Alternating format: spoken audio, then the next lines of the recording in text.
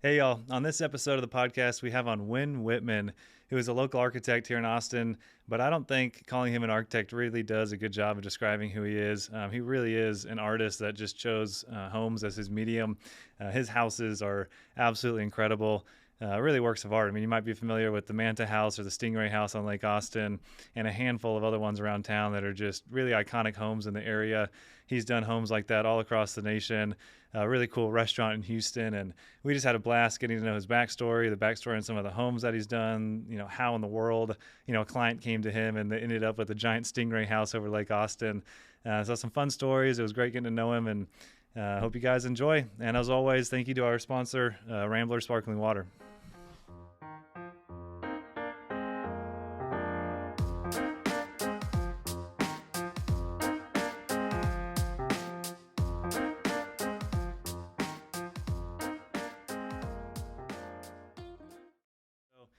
I have talked in the past, and you've explained to me that you're really an artist, and it's obvious in the homes you design, and you chose homes as your medium. But why? What was it about houses that, I mean, I feel like you could go and be a sculptor or a painter or a million different things with the creativity you have. But what was it about homes that kind of pulled you in?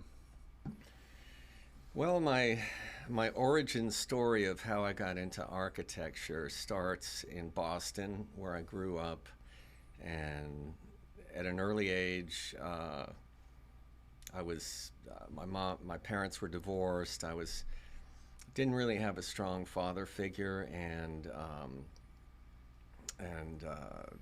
so I started getting into woodworking, and there was a local cabinet maker who I apprenticed with, and you know am friends with till this day. How old were you at this point? I was 13, Okay. and that's when I first got interested in building things with my hands. And so I spent my entire adolescence down in the basement chopping off various fingers and, never wearing a dust mask or anything like that. But I really enjoyed working with my hands, and I enjoyed other creative pursuits, whether it was music or painting. But I I studied a variety of subjects at undergrad.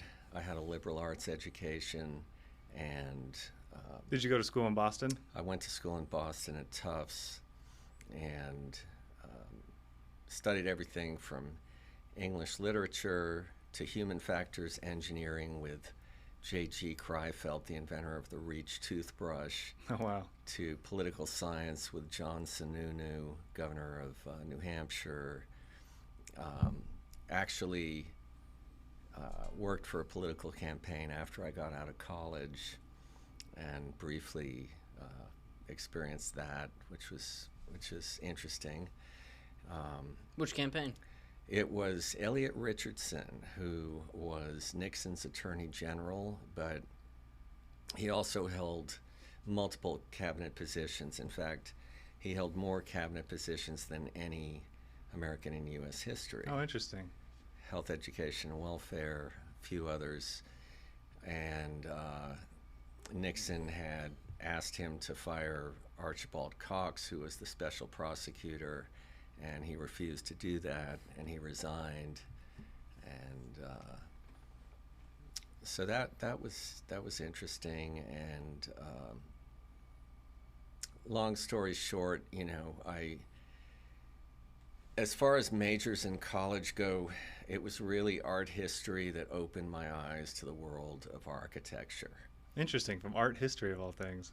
Yes. Wow. So they didn't have an architecture program at Tufts, but they had an art history program. And I had a professor, Yvonne Galantic, who was just so passionate about the subject matter that it just, it was something that I really latched onto.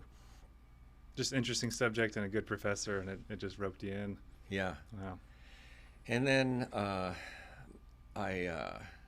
I was considering all kinds of creative graduate degrees, including automotive design at the Art Center College of Design in Pasadena. And one day I was talking to my advisor, Margaret Henderson Floyd, who is the art history professor that I kind of liked the most and was my mentor. And she said, Winn, why don't you go to architecture school? I thought, she said, if you want to design furniture, you want to design cars, I mean, you know, you can pretty much design almost anything with an architectural education. So I decided to look at architecture schools. So I went to Pennsylvania, University of Pennsylvania, where Louis Kahn had been very influential. Isn't that Ivy League school, right? Yeah. Okay. And it was freezing cold. It was the middle of February. And everybody was bundled up. And right after that, I came back. I didn't really care for it. And Margaret said, you know, Winn, the Northeast is way too parochial for you. Why don't you go down to Texas? Hal Box is running a program, the University of Texas. They have Charles Moore, who was the AIA gold medal winner. Why don't you go down and check it out? So I went down. I had my first margarita and fajitas on 6th Street, and I saw all the pretty girls walking around, and I was like, this is the place for me. How old were you at that point? I was 23. Okay. So I took a year or two off after undergrad to take some prerequisite courses in physics and calculus at Boston University. And I managed to limp my way through that after failing calculus twice, I believe. And so I came down to Texas, and I really loved it down here, and it was very different from the Northeast in that people were very welcoming, and I just felt it was much more cliquish up in the Northeast, and I didn't even really love modern architecture at that time. I hadn't fully studied it because in Boston they were still very much focused on the classics and you know, homes that you would see on This Old House, Mm-hmm. you know, these All the craftsmen Victorian and all that, kind of, H.H. Richardson, that kind of thing. But then, you know, my eyes opened to the modern architects, and many of them were artists. For example, Le Corbusier, who was a big inspiration at that time, he would do architecture half the day, and he would paint and sculpt half interesting. the day. Around that time, I took a family vacation to Zurich, and I visited the Heidi Weber house, which was his last project. And it's almost like a piece of origami. I mean, it's this steel, multicolored piece of sculpture that you walk into. And that really opened my eyes to what one could do with architecture. And shortly thereafter, I visited Gary's Bilbao Guggenheim, which had just opened. Had the same experience and saw Richard Serra's big steel sculptures that you could walk inside of. And you know, I had always loved sculpture, and so I began to think of architecture in those terms. And I remember I didn't do particularly well in school. I mean, I didn't do badly, but I wasn't what I would call a standout student.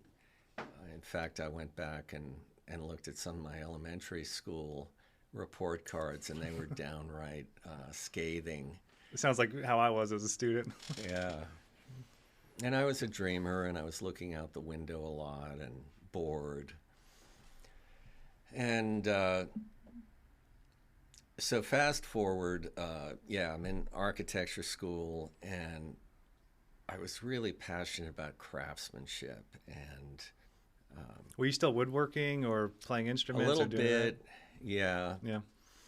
And I remember one of my professors, Michael Benedict, saying, Winn, you should have been born in the Middle Ages. Because I was just really into the stonemasons and the details. And I remember I went to Italy around that time and toured some of the works of Carlo Scarpa, who everyone should look up and check out. So I don't think I'm familiar with him, but he's one of my favorite architects from the 50s and 60s, and just incredible Italian craftsmanship. Everything is like a jewel box, and these really idiosyncratic details that don't make a whole lot of sense, but you just look at it and you're like, wow, that's really cool. So fast forward, I graduate, and around that time, there was the savings and loan crisis, and there weren't really any jobs for architects. What year was this? This was around 91. Okay. So I started fixing and flipping houses. And Here in Austin? Here in Austin. And I saved up a little bit of money, and there was a half-finished office building on Bee Caves Road that was rusting. It smashed blue glass all around it. All the copper had been stripped out. People had come and stolen the copper off? Yeah. And I met the developer, and this was back in the day when they had these like $2 million non-recourse loans where you could just go in and sign and, borrow $2 million and then blow it on whatever people blew it on those days. And so I made an offer. So the whole real estate market at that time in the late 80s, early 90s in Texas was financed by the savings and loan industry, which had these very loose lending practices. And so that all came crashing down. Texas real estate crashed around that time. And they were essentially unloading this stuff for pennies on the dollar. And so this building that they had borrowed $2 million on, I said, I'll make an offer on it. And my mom's birthday was May 7th, so I made an offer for $107,500. On a $2 million building, you offered $100,000. Yes, and they accepted it. Oh my God. Where on Bee Caves is it? Is the building still there? It is. It's the Tejas Securities Building at River Road and Bee Caves Road. It's got some solar cells. Is that the one that's kind of like shaped? It's set down low. I've always driven by that building and thought it was the coolest thing. I know the one you're talking about. It's kind of like wings almost to it, like a centipede, and it looks out over the hillside out there. Yeah. I know the exact one. Yeah. So I put together a ragtag crew of guys. I really didn't have a list of subs or anything like that. So I met one guy was sort of a jack of all trades. He could do a little electrical. He could do a little project management.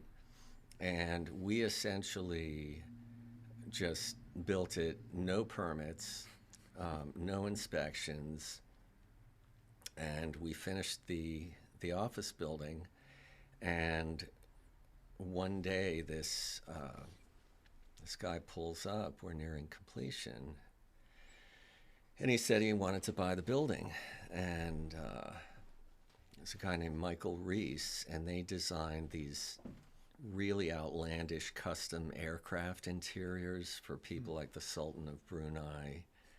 And I remember him showing me, you know, this is Makume gold and silver hammered that we're doing on the wainscoting. And anyway, they bought the building, and a week before it's supposed to close, Super Bowl Sunday, we still hadn't finished the parking lot. Parking lot's on a hill, and we rented a giant Caterpillar D9 or something like that, and we're just tearing away at the hillside there, and a giant geyser of water shoots up so strong it actually pushes this, God knows what that machine weighs, hits the blade and pushes it back Holy about cow. 10 or 15 feet. And the blade is directing the water flow such that it's going directly at the building. Oh, no. And so this building is getting soaked with hundreds of thousands of gallons of water. Was it a water main line or something? It was a water main going down Bee Caves Road, and we cut off all of the water for all of Bee Caves Road. And it drained that entire mushroom tank at the corner of Barton Creek Boulevard and Bee Caves Road. And it was Super Bowl Sunday, so we couldn't get anyone out to shut it off. So it just was flowing and flowing and flowing. It's just flowing and Oh, flowing man. and flowing, and I'm seeing my building, you know, melting away. And luckily, we were able to get it shut off. And I remember the guy that came out from the water company said something to the effect of, "You're going to get a big bill for this."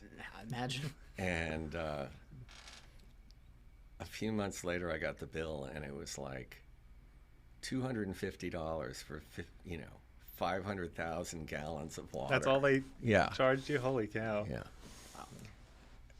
So I lucked out on that. How old were you at this time? I mean, I was 27, Wow. and I closed on the building, and I flew up to Chicago and did what every 27-year-old who makes $1 million does. Bought a red Ferrari There you go. and drove home in it. And so What kind of Ferrari was it? it was a 348. It had the cheese graters on the side. Yep. That's one of my favorite ones. Yeah, just classic with the gated shifter. Wow, you know, it had that Formula One kind of scream to it. Did you drive it all the way back from Chicago? Yeah. Wow. Why'd you go to Chicago to buy it? Just Lake Forest Sports Cars was kind of, you know, one of the top dealers in the country, and it was slightly used, and What did a Ferrari cost back then? you know, it was probably like 80,000 or something like that. Yeah, somewhere in that neighborhood. Do you still have that car? No, I drove it for 2 years, and I sold it for essentially what I paid for it. So nice. What is that car worth now? probably $80,000. No way. I don't know. Maybe. Might have a zero behind that 80. Ferraris have gotten expensive. Yeah. Yeah. So when I had the Ferrari in Austin, I went to a party, and who was there? Michael Benedict, the guy who told me that I should have been born in the Middle Ages. And I guess I couldn't win with this guy. He says, "Oh, Winn, I see you've become a capitalist." So I actually didn't follow the traditional path, as I said, most people that went to architecture school. So because I had a little bit of money that I made from the office building, I started building a few specs. and Were you designing them? I was designing them. I was curious what your first project was. So it went office building and then a speculative And then a house, deal? Okay. yeah.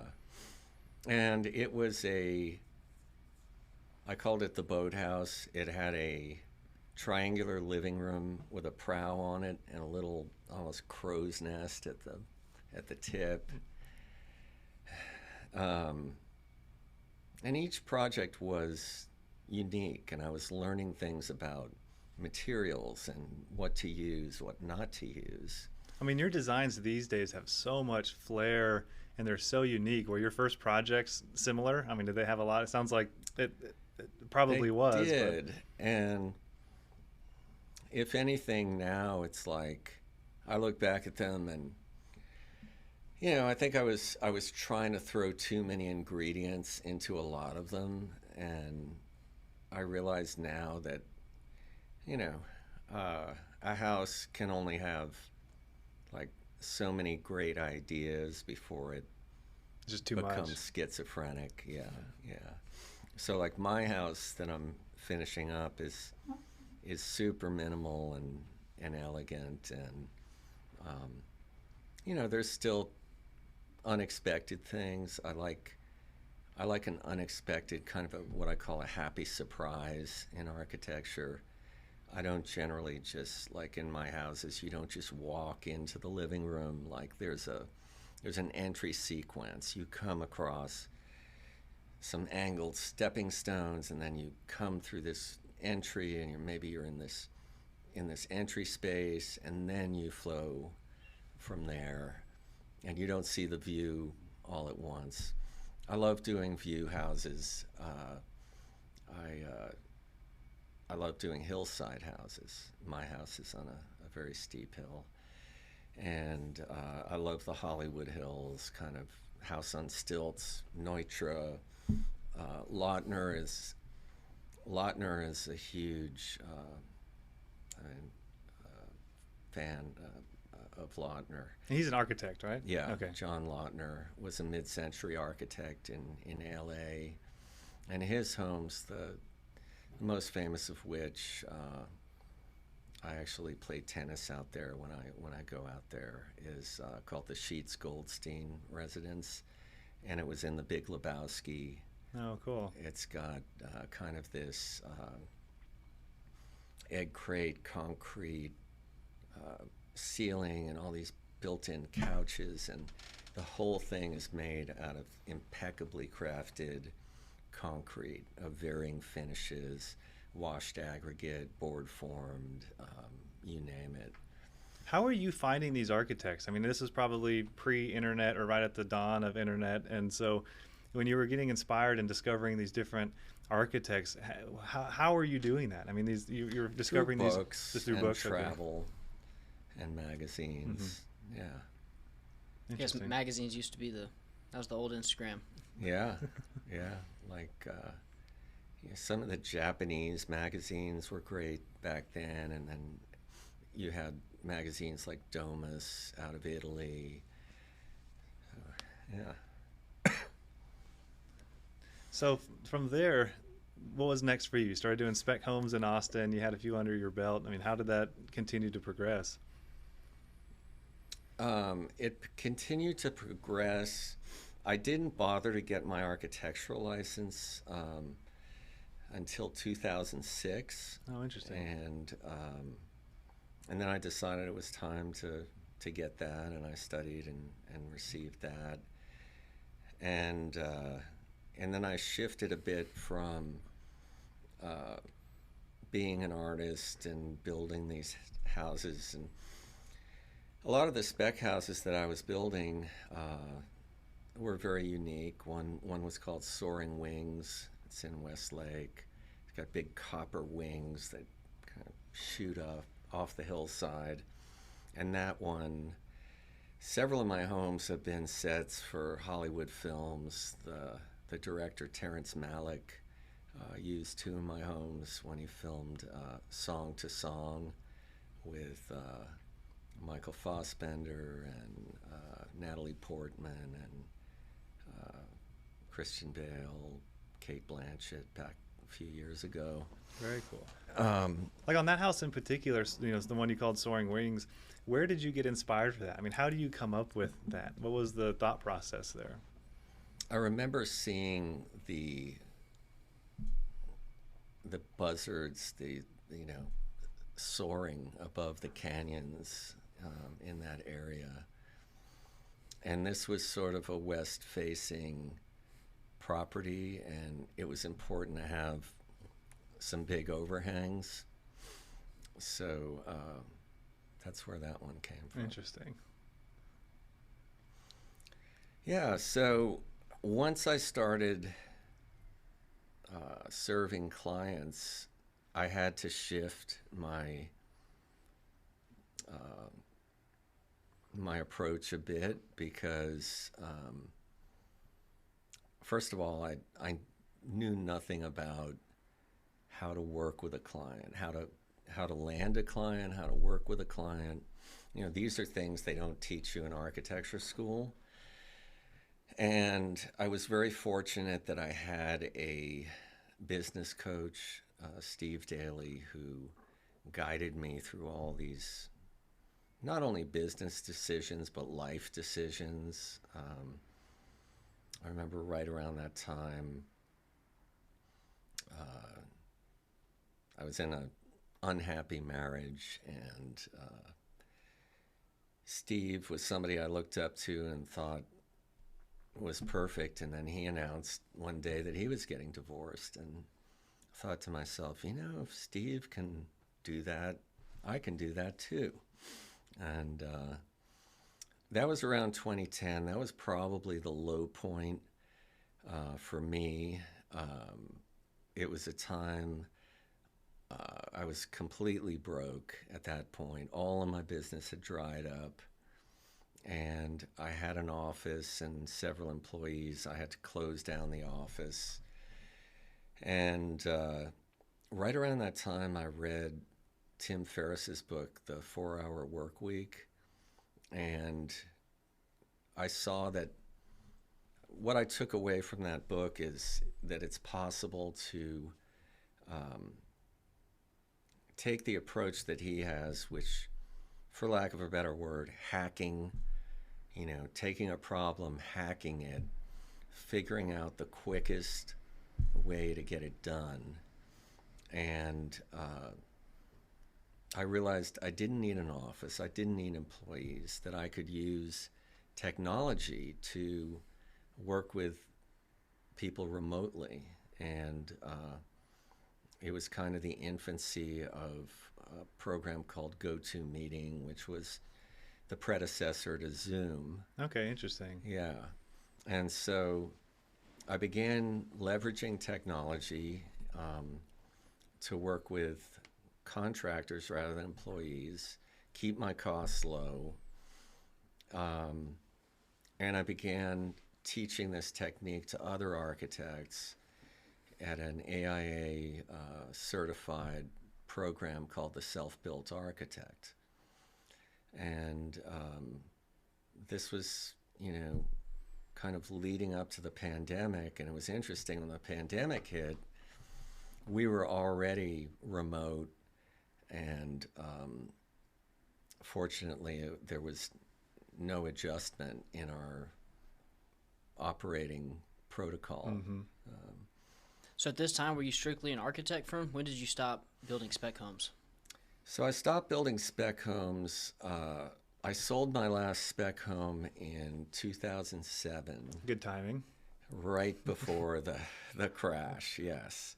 And So from late 90s through the early 2000s, you were a builder, essentially, designing your own stuff? Yes. But you also didn't have your architecture degree, which is Right. interesting. So how did you manage that, not having your degree, but you were still designing the homes? Did you have to get an architect to come stamp them for you? I did in some cases, and have an architect of record. And, and then in some areas only required an engineer's stamp on the foundation, for example. So So then I really started enjoying working with residential clients. And they, I just met so many interesting people. One of my early clients was a guy named Milton Verrett, who's in the gold business. He's a car collector. I was going to say, his name sounds like he owns a Ferrari or two. Yes. Your name's Milton. You probably have a red Ferrari. He has like 52 Ferraris, Yeah, including Michael Schumacher's. And he also owns the Ghostbusters car. Holy cow. Yeah. How'd you get connected with him? So this was one of the great fortuitous. A lot of things happen in my life, almost like Forrest Gump, I would have to say. I just met him at Starbucks one day. Wow. I saw this guy pull up. He was driving a Ford GT40. I love those Ford first GTs. generation. Yeah. Dream car. Yeah. So he showed up, and this guy gets out, and he's got like a dirty T-shirt on, and his hair is a mess, and gets out of this very expensive car. And I just say to myself, there's something about this guy. I gotta go talk to him. And Milton's from Beaumont, and he says, well, Winn, I need me an architect right now. So I went out to his house. We ended up building a house called Aqua Villa that ended up being on the cover of 5 international magazines, wow, all at the same time. Was that here in Austin? Here in Austin, on Okay. Lake Travis. And where on Lake Travis? Sorry, I'm very familiar with. out by Valente Point. Okay. Yeah. Okay. We fish Rich. that area all the time, so Yeah. we know most of those houses. Okay. And then the crazy thing is Milton sold the house, and it was purchased by some clients of mine who called me 3 years ago out of the blue. He said, my wife loves this house. We want you to design a restaurant for us in Houston. And it didn't sound like something that I would be interested in, but I heard them out, and the more I looked at it, the more I realized that this wasn't just any restaurant. It's, quite an elaborate finish out, on a par with anything you would see in Paris or New York or Las Vegas. Was it a steakhouse or? No, seafood it's place? it's like a French, very fancy restaurant called Coco D in River Oaks. Just opened this last winter, and no expense was spared on this restaurant. It's all pinks and golds, and I think I've seen photos of it on your website before. yeah.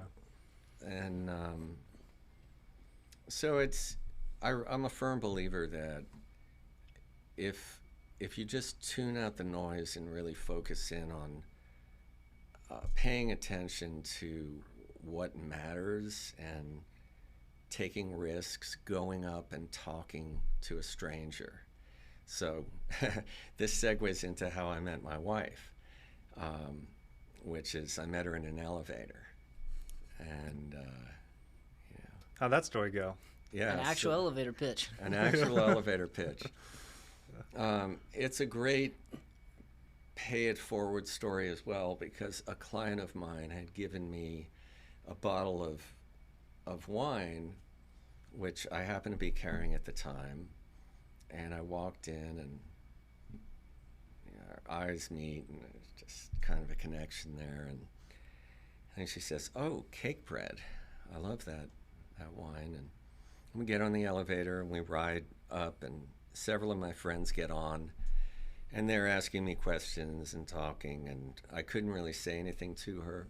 I couldn't get her name, but I did notice she had a badge, like a little hospital badge on, and I figured she probably came home around the same time. Turned out not to be true. But she gets off, and I decide to ride that elevator.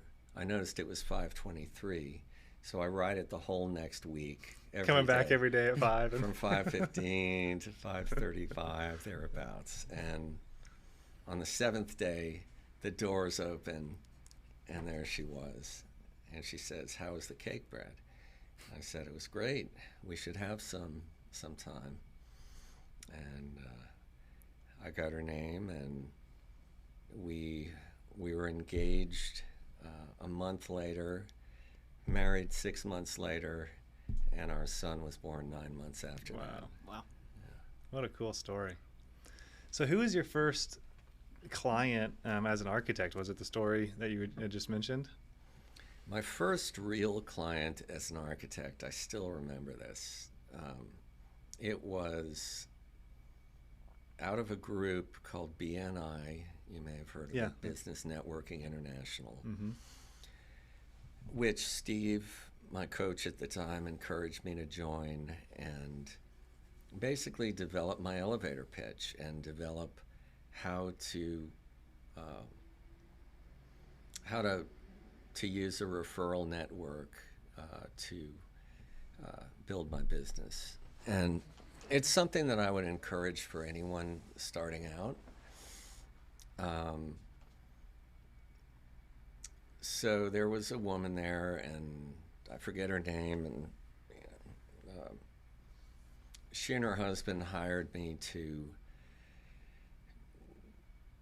take a look at a lot off of Crystal Mountain Road, off of Bee Caves Road that they owned. And the first thing that they hired me for $5,000 to do a conceptual design. The first thing I did was make a huge topographic model out of cardboard that took hours and hours, and then I began modeling on that without really gathering all the information that I would gather now about what's important to them, what they like, what they don't like, all of the questions that I ask my potential clients now. I didn't do that, and instead I just went off and I brought it to them, and they're basically like, "What is this?" Did you design some off-the-wall work of art like you always do? Yeah, it was like all these little pavilions connected by sky bridges and things like that, and these were pretty conventional people, and they did not want that. And so I was promptly fired and demanded their money back and all this stuff. And you're probably so proud of that too. At the time, yeah. And I really think anyone getting started in business has to go through those learning experiences and has to screw up, and I'm still screwing up. I mean, it still happens, and for me it's more about just doing it with a smile on my face and you know, being accountable and taking ownership, and yeah, so that was my first client. And then little by little I was like, oh, I charge $5,000. How about if I charge $7,500? And then how about if I charge $18,000? Okay, that worked. You know, how about if I charge $50,000? And then $100,000, $500,000, and then I get to the point where I'm charging, in some cases, $1 million to design a single home. Wow, that's incredible. That's awesome. What was your first project that actually went all the way through for a client? That's a good question. I think one of them might have been this house for a retired school administrator, 2,500 square foot house in Leander, that I did these rolled steel arches, and you know what, it kind of makes me sad that construction has gotten so expensive, and you know, the fact that 15, 20 years ago, a retired school administrator could afford to buy a 50-acre ranch in Lampasas and build, you know, a pretty cool, nothing extravagant, but Something with some flair to it. something with some flair to it.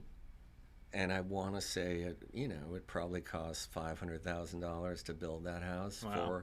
400, 500, and that house would be, you know, 4 times that at least. Okay, these days it's hard to build a foundation for that price. Yeah. On 50 acres in Lampasas. Yeah. I think he played the market well on that one. Yeah, he did. And when I thought about, you know, one thing that I wanted to talk about today, coming to this podcast, and I've listened a few times to it, really enjoyed it, Oh, cool. Thank you. is, you know, just we talk about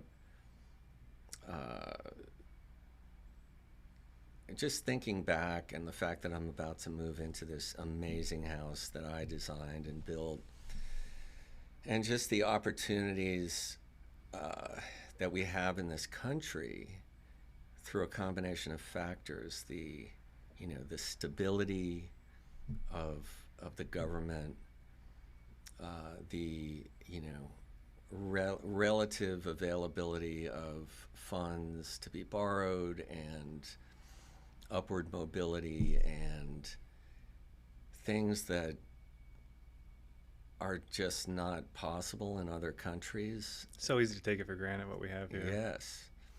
And I was talking about this to one of our subcontractors, who was saying that his family owned a marble fabrication business in Mexico, and they wouldn't pay the cartels. Place got burned down. They had to come here. And then I heard about another gentleman who, you know, saved up all his life, bought a small house farm in Mexico, and the cartel just came to him one day and said, "We want you out of here in 30 minutes." You know, and he had to just Wow. leave with nothing. So, yeah, we do take it for granted here, and we shouldn't. It's very easy to do unless you have context or you hear the stories of somebody that comes from another area. If you're born and raised here, it's just normal. And so it's so easy to take it for granted. I don't blame people for doing it until you can try to have the context or the self-awareness to really realize what we have here. I know I have, but in more recent years, getting connected with people or learning from some of our trade partners that, you know, came from Mexico, and their lives and their stories and how they got here, it's just it's hard not to feel lazy sometimes when you hear the stories of these people that just have come through so much to make it here and are so excited. And then it's hard not to get a little frustrated when you see people that are perfectly able to work but standing on the side of the road. It's like, come on, you're in the land of opportunity. Do something here. And yeah, sorry, a little side tangent, but it's something that Forrest and I both believe pretty heavily in and get frustrated by. So do you have a favorite project?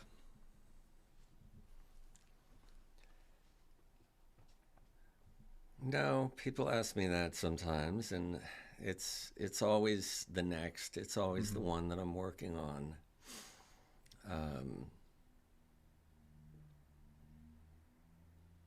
What about, do you have a project that you wish you never did or never got built?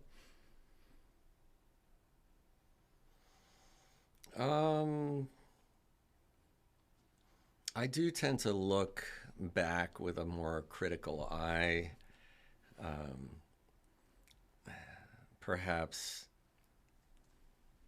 I'm overly critical of a lot of my work. Yeah.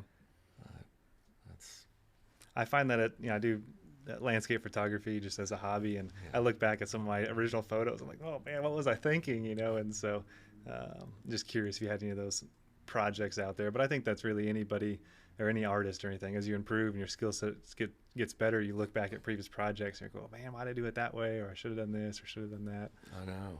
And then I'm sure as general contractors, you have a certain level of expectation, and you realize that,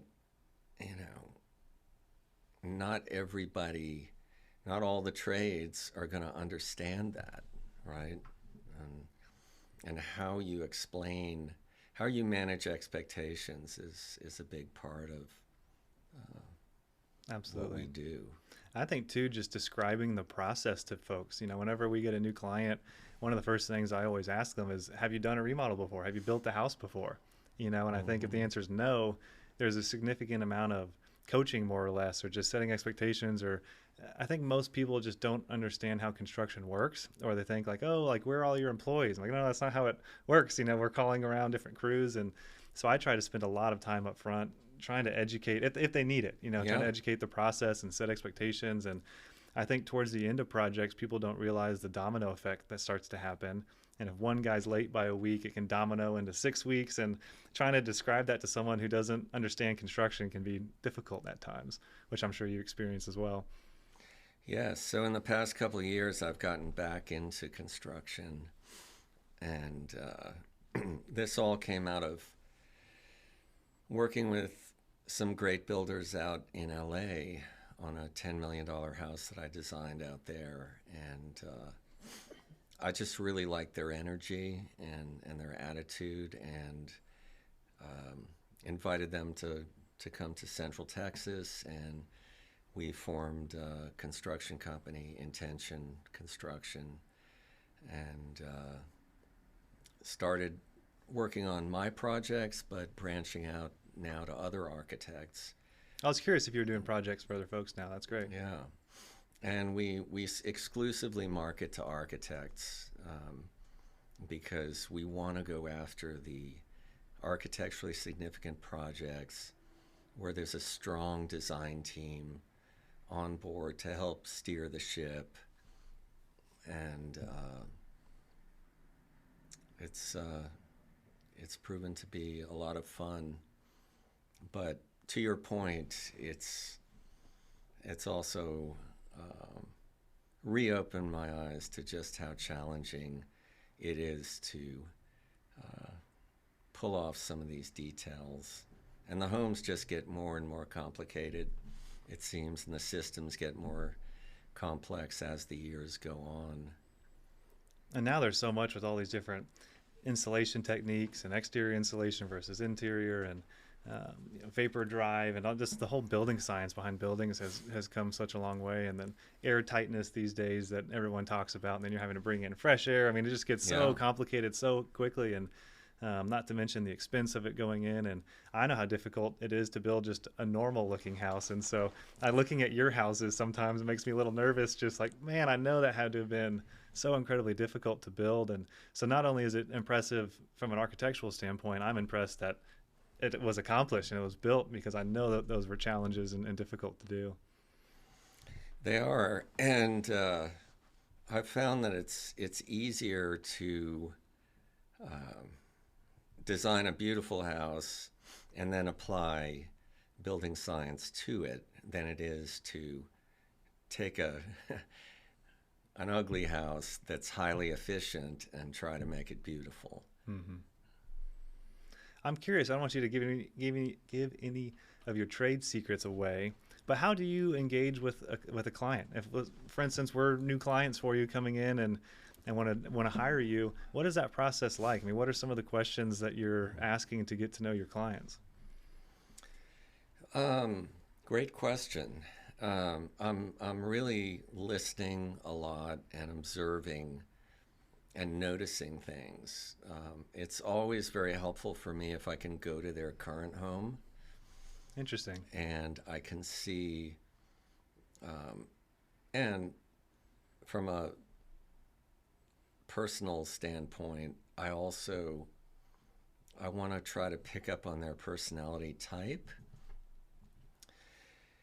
and determine if they're going to be somebody that I want to work with. That's such a big sticking point for us, is having the right client is so crucial. So crucial. It's way better to pass on a job than, one bad client can just cast a very negative kind of a pall on the whole office. Absolutely. It's like a dark rain cloud just hanging over you sometimes with those bad clients. Yeah. It's a long-term relationship building a home, and so it can be a long, not fun process with the wrong client. I go into it very slowly and deliberately, and it's a two-way interview. It's not just like, I'm not trying to sell myself to them as much as figure out if it's right for both of us. That makes sense. What do you do if you have a client that's like, I don't know, show me something?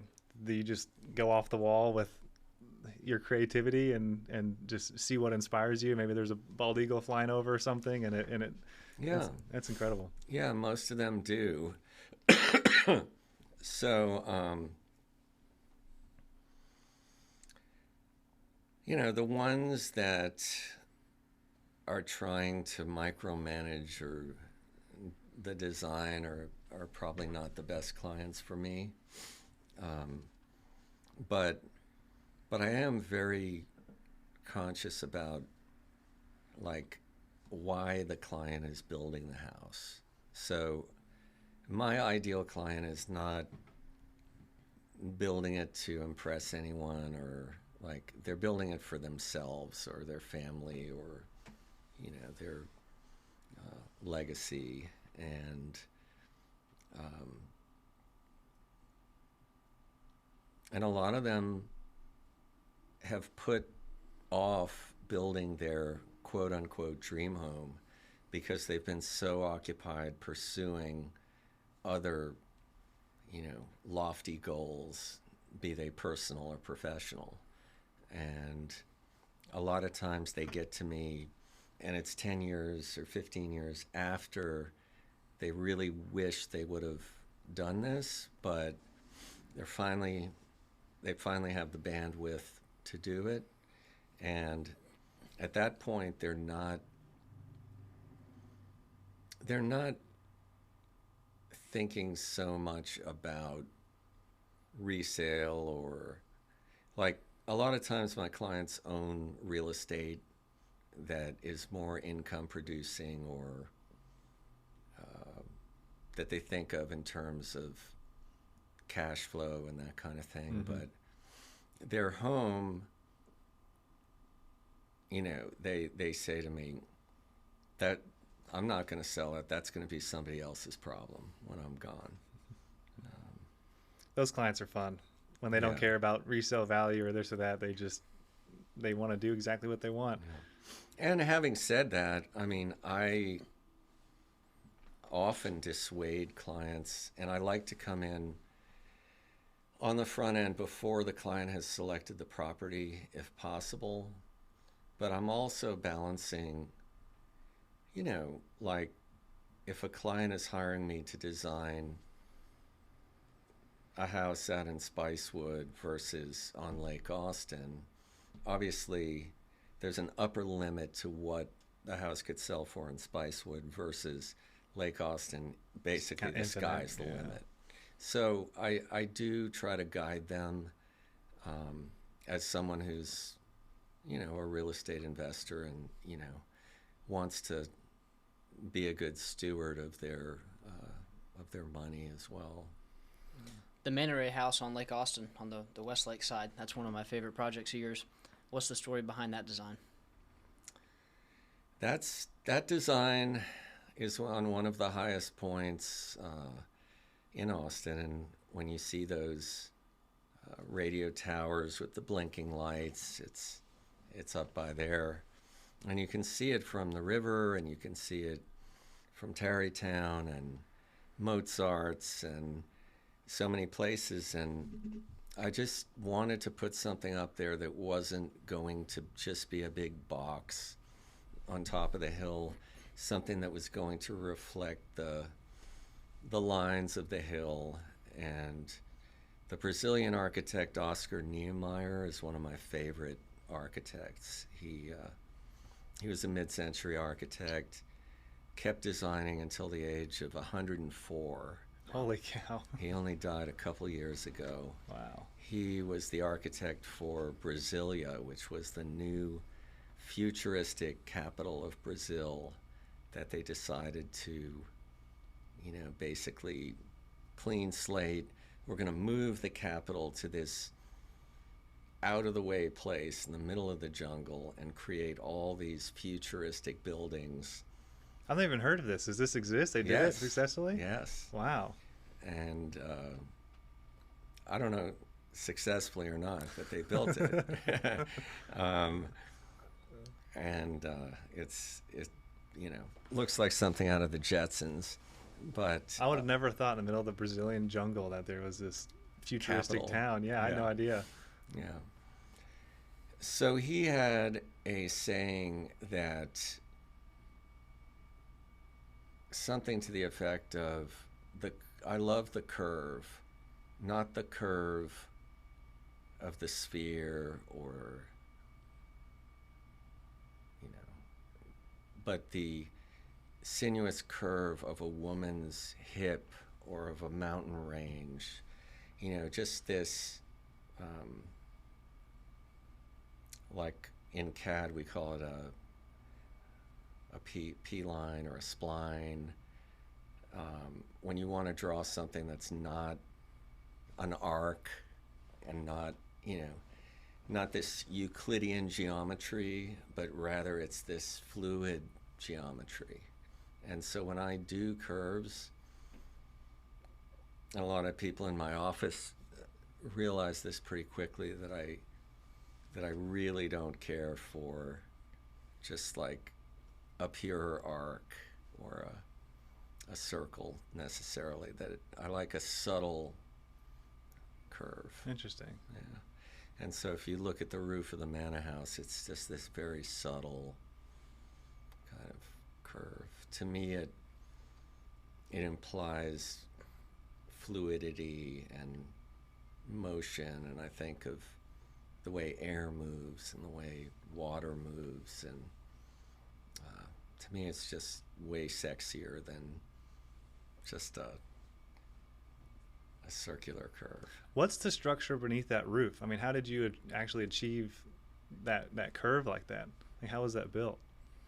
It was modeled in CAD and then modeled in Revit, and then basically that was used to generate the rolling of the various steel members that make up that roof. So it's just steel trusses below it that you tied into? Not trusses, but wide flange beams. Okay. And purlins, and yeah. I bet that'd be gnarly looking. I wish you could just peel that roof off and look at all the details. It'd be fascinating to me. How long did it take that roofing crew to get that installed? Well, the roofing part was the easy part, but the structural steel part took, the better part of 9 months or something, I want to say. Yeah. I could imagine. It was so detailed. And so we've talked a little bit on that house before.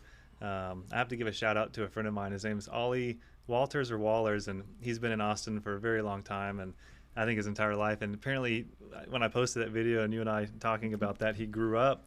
They apparently had a fort right where that house was, and a little bonfire area. And as kids, they used to hang out up there. That was their spot. And I have to give him a shout out because he said they called that Boob Mountain because he said it looks like a boob. So just had to give Ollie a shout out on that one. But yeah, I remember there was a lot of graffiti down there and yeah, old couches and things. Yeah. It was definitely a hangout spot for sure. Yeah. And so on that one, I kind of wanted to keep diving into it just because it's such an iconic Austin home. Did that client, how did that story go with that client? Did they approach you? I mean, where did that inspiration come from? Really, what was that process like? Yeah, I started designing a home for them in Boerne, Texas, and that was very different, much boxier, and that was, you know, they were open to, you know, something fairly impractical and, you know, like a 14,000 square foot 2-bedroom house. It's only 2 bedrooms? Something like that. Holy cow. What's the rest of it? It's just living space. And Do they throw crazy parties in there or anything? no. Holy cow. They sound like my kind of people. How cool. So when you meet with a client and you get to know them, then you do your round of questions and you visit their property and you kind of start to get a feel for what you design. What is the first step for you? I mean, I don't think you're doing cardboard cutouts anymore, but are you pencil and paper? You start sketching? I mean, what is that initial brainstorming session like?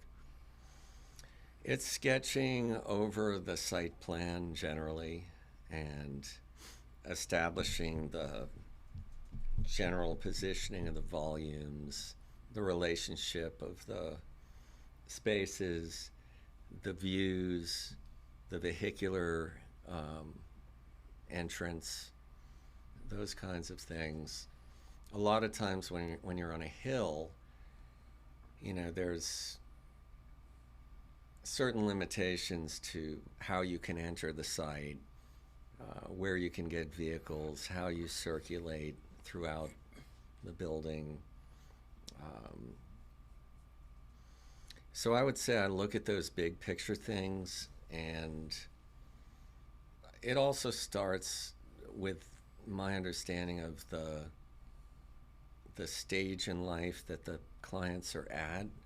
Like right now I have some younger clients, and they're not opposed to a more vertical arrangement of spaces and, you know, more stairs. And then sometimes older clients want things more all on one level. Mm-hmm.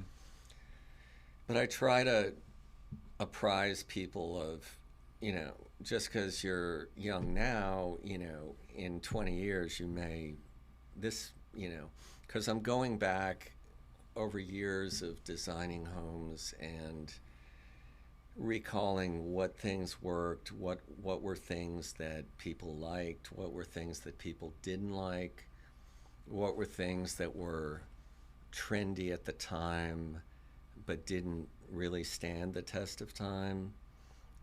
So, you know, there are just, the longer I do it, the better I get, I think, at not exploring all the alternatives. So when I first started designing, I would many times, and many architects do this, I would give a client 3 options. Now I just give them 1 option. And it goes much quicker. Because generally, if there are 3 options, there's one that I feel strongly is the best solution. And if I give them 2 lesser options, they may latch on to the lesser option, and I'm better off giving them 1 and then seeing what their reaction is and then course correcting as needed. How far down do you get on those initial sketches and initial thought points before approaching the client? It depends.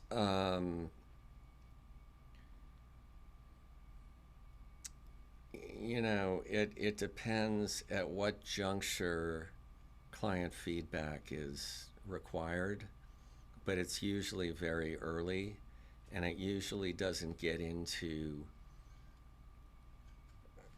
what the home will look like in elevation. It's usually, like I said, more about the layout and the arrangement of spaces, because I feel like those things should come before the elevation. That makes sense. Get the space right, make sure it flows and everything before you really do the elevations to it. Yeah, and it's particularly critical on denser, more urban lots where there are a lot of setbacks and height limitations and things like that. However, if I'm out on a 100-acre property in the hill country, or, then I might start more with some of the more three-dimensional aspects of the design. But I like to think that every good house has what we call a partie, a big idea, an organizational principle, for lack of a better way to describe it. I've heard that saying before. Yeah. What's the most off the wall outlandish project you've done? So I designed a 26,000 square foot house for an NFL player that is probably the most expensive, and Has it been built? Is it out there? It hasn't been built. Still hoping it might be built at some point. How many bedrooms is that? 1.5. Yeah. No, it's more like 5. Okay, 6. good. Wow. Yeah, with a guest house and a NFL-sized gym and a movie theater, and but that was actually something that I designed during the pandemic. And as you all know, during the pandemic, construction prices went up 25%, and We are frequently the bearer of bad news on what things cost. So this home unfortunately went from, from being a low 8-figure house to a, Getting a on up mid there. 8-figure Yeah. house. Wow. Yeah, Do you think it'll be built? I hope so. Yeah. I would love to see the design on that. If that's the craziest one you've done, I'm sure it has to be just totally off the wall. Yeah, it was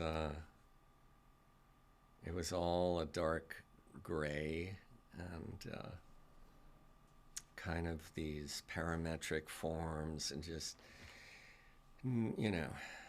very tricky house to build. We were going to use a product that was a glass fiber reinforced concrete skin that was going to be like modeled and then cast and fabricated in Switzerland, and then Holy cow. flown over here. And we had a great team assembled.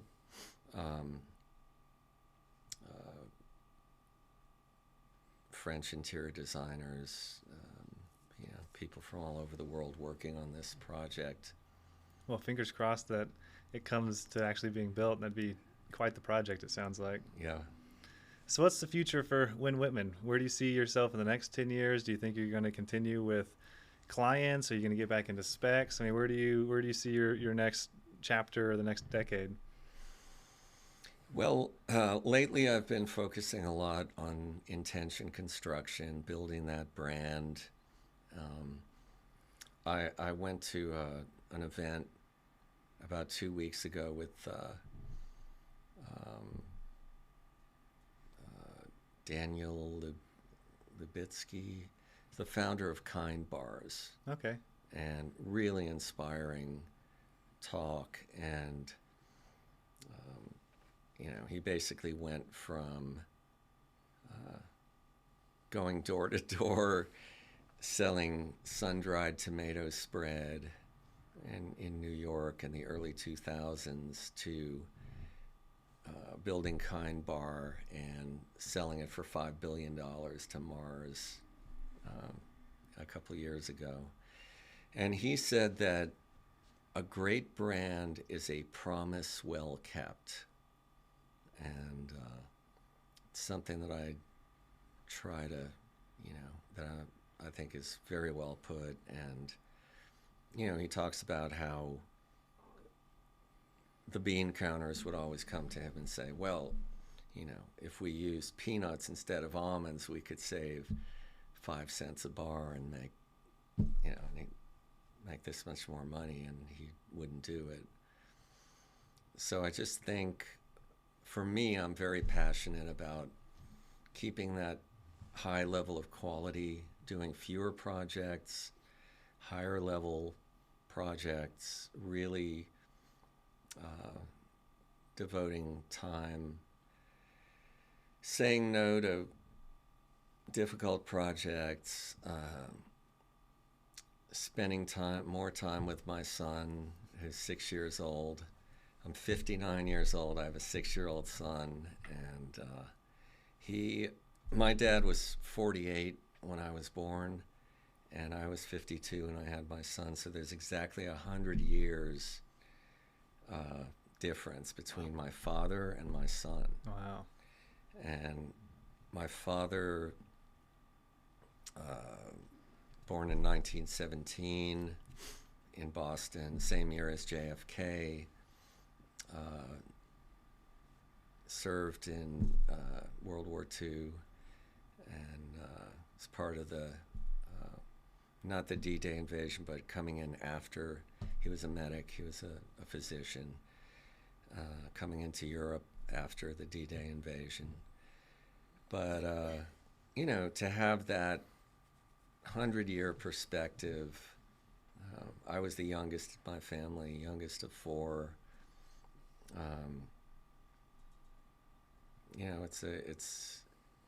It's been valuable to me to have that perspective on things, and I love doing this kind of thing. I love meeting and working with great people, talented people, and creating great architecture. Well, that's incredible, and it sounds like this is a really fun chapter of your life. I know you're building your personal home. Is this your first house that you built for yourself before, or designed and built? No, but my wife and son and I have lived in 8 rentals over the last 8 years, and it'll be nice to finally have a place to call home and settle in a little bit. Place for my son to, have some stability, and yeah. Well, what have we missed? What else is there? Anything else you'd like to talk about? No, I think we got it. Well, can't thank you enough for coming on. How can people get a hold of you if you want them to? I know on Instagram, I think you're at Winn Wittman, and Winn Wittman Architecture on Instagram with dashes or the hyphens or whatever in between, not the hyphen, but the underscore. There we underscore. Go. Okay. And we're based in Austin. We design